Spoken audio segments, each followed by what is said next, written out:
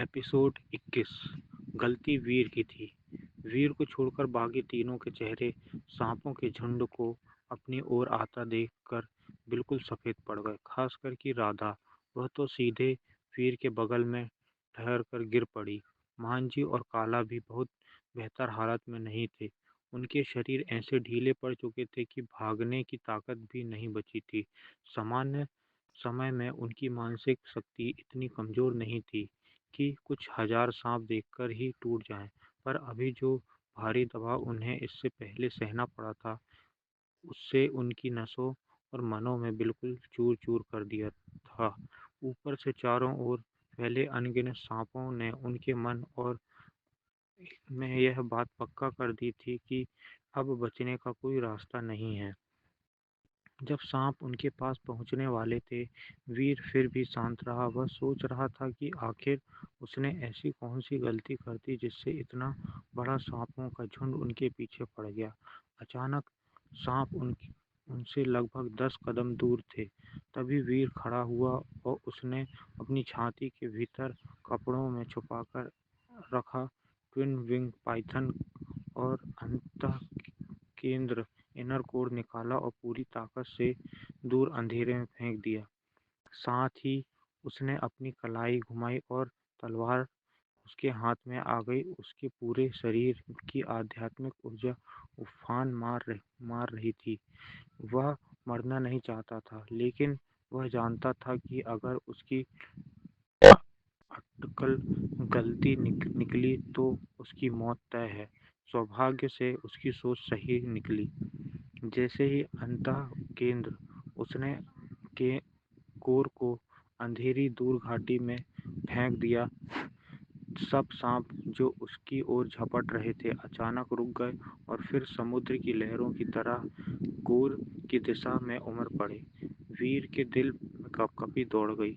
इतनी भारी और घने सांपों का दृश्य किसी दानवीय समुद्र जैसा लग रहा था। लहर दर लहर आगे बढ़ते हुए लगभग 2 घंटे तक वे सांप उसी दशा में बहते रहे, फिर धीरे धीरे गायब हो गए। वीर ने लंबी सांस ली। वह चाहे जितना भी बहादुर हो, इतने विशाल झुंड का दृश्य देखकर उसकी भी रूह कांप उठी थी। इतना ही नहीं, एक राजा स्तर किंग रियलम का उस्ताद जो उड़ने में सक्षम हो, वह भी इतने सांपों से घिरने पर बच नहीं सकता था। जब दुश्मन की संख्या अनंत हो तो बलवान भी हार जाता है। वीर ने नीचे देखा। राधा, मांझी और काला तीनों बेहोश पड़े थे। उसने सिर हिलाया। भले ही स्थिति बिल्कुल निराशाजनक थी, पर उनका प्रदर्शन वाकई बहुत खराब था। उसे याद आया कि तलवार संप्रदाय की बाहरी परीक्षा में मानसिक शक्ति की जांच भी होगी, और इन तीनों का प्रदर्शन तो बिल्कुल ही अस्वीकार्य था। जब उसने उन्हें जगाया तो वे चारों देखने लगे और यह निश्चित हो गया कि आसपास कोई सांप नहीं है तो वे झटके से उठ बैठे और माथा का पसीना पोंछने लगे। वीर ने गंभीर स्वर में कहा, मार्शल दाव के मार्ग पर मानसिक शक्ति सबसे महत्वपूर्ण बिंदु है। तुम तीनों का भी व्यवहार वाकई बहुत कमजोर था। तीनों शर्मिंदा हो उठे। उन्हें पता था कि उन्हें स्वयं को बुरी तरह शर्मिंदा किया है। चाहे परिस्थितियां कितनी भी भयानक क्यों ना हो, वे साधक होने के नाते लड़ाई की क्षमता पूरी तरह खो देना कायरता थी। वीर फिर बोला, मैं तुम्हारी हंसी नहीं उड़ा रहा हूँ, लेकिन यदि तुम एक साधक निराशा में उम्मीद नहीं ढूंढ पाता तो वह आगे कैसे बढ़ेगा। अभी वाली स्थिति बिल्कुल निराशाजनक थी, लेकिन फिर भी हार नहीं माननी चाहिए। अगर तुम कोशिश करते तो शायद बचने का एक कारण होता, पर तुमने हार मान ली और फिर तुमने उम्मीद खो दी। मार्शल दांव का मार्ग ऐसी कमजोरी को स्वीकार नहीं करता। यह उनके दिल की बात थी। बचपन से वह विपत्तियों का पीछा करता आया था, लेकिन उसने कभी हार नहीं मानी। यहाँ की जब उसे तलवार संप्रदाय में दास शिष्य बना दिया गया, फिर भी वह टूटा नहीं और यही मानसिकता उसे जीवित ले आई थी। मान जी और काला ने गहरी सांस ली। उठकर वीर को झुककर प्रणाम किया। मान जी ने गंभीर आवाज में कहा, धन्यवाद, अब मैं समझ आया कि हम इतने कमजोर क्यों हैं। प्रतिभा और संसाधन की कमी तो है, लेकिन असली वजह हमारा मन है। जरा सी कठिनाई आते ही हम हार मान लेते हैं। ऐसे लोग दूसरों से ऊपर कैसे खड़े हो सकते हैं। राधा ने भी सिर झुका लिया। इससे पहले वह सोचती थी अगर उसे किसी संप्रदाय का प्रशिक्षण मिल जाता तो वह वीर जितनी शक्तिशाली बन सकती थी, लेकिन अभी जो हुआ उसने उसे दिखा दिया कि वह उनके बीच की दूरी केवल ताकत ही नहीं बल्कि मानसिकता की भी है। जब वीर ने देखा वे उदास हैं, उसने कहा, मैं तुम्हें गिराने की नहीं सुधारने की बात कर रहा हूँ। गलतियों को पहचानकर उससे आगे बढ़ना ही साधना है। तुम लोग अभी सिर्फ 20-21 साल के हो, चाहे तो फर्स्ट हेवन रियलम तक पहुंच सकते हो। मान जी ने कड़वाहट से कहा, किसी भाग्यशाली अवसर के बिना हम कभी आगे न बढ़ पाए। इस बार वीर चुप रहा। कुछ बातें शब्दों से नहीं बदली जा सकती थी। हर किसी की अपनी राह होती है। तभी राधा ने पूछा, लेकिन वे सांप ऐसे क्यों आए थे। वीर ने उन्हें पूरी घटना बता दी।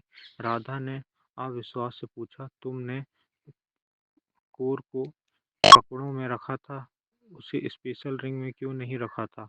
मान जी और काला भी उसका जवाब सुनना चाहते थे। वीर ने धीमे सिर में हिलाया। तीनों ने एक साथ अजीब सी नज़र से उसकी ओर देखा।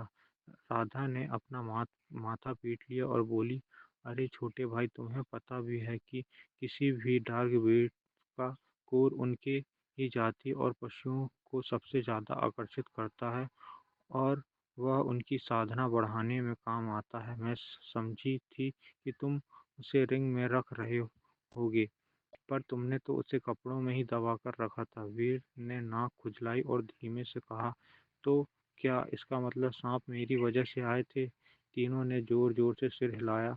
वीर शर्मा गया। वाकई गलती उसी से हुई थी। उसने तुरंत माफ़ी मांगी क्योंकि उसकी वजह से सब लगभग मर ही गए थे।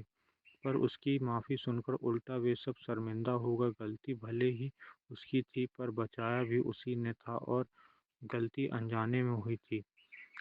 अब सबके मन साफ हो चुके थे। वे फिर से खुले दिल से बातें करने लगे। इस बार मांझी, राधा और काला ने उसे भाड़े के योद्धाओं के कठिन अनुभव सिखाए, क्या करना चाहिए क्या नहीं करना चाहिए।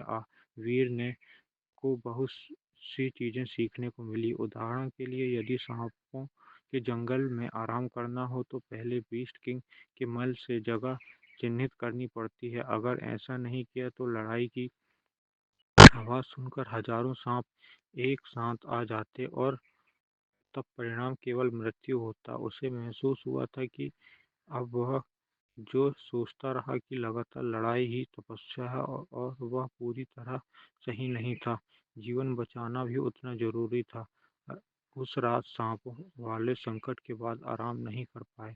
बातें करते करते सुबह हो गई। भोर होते ही वे हल्की तैयारी करके फिर आगे बढ़ चले।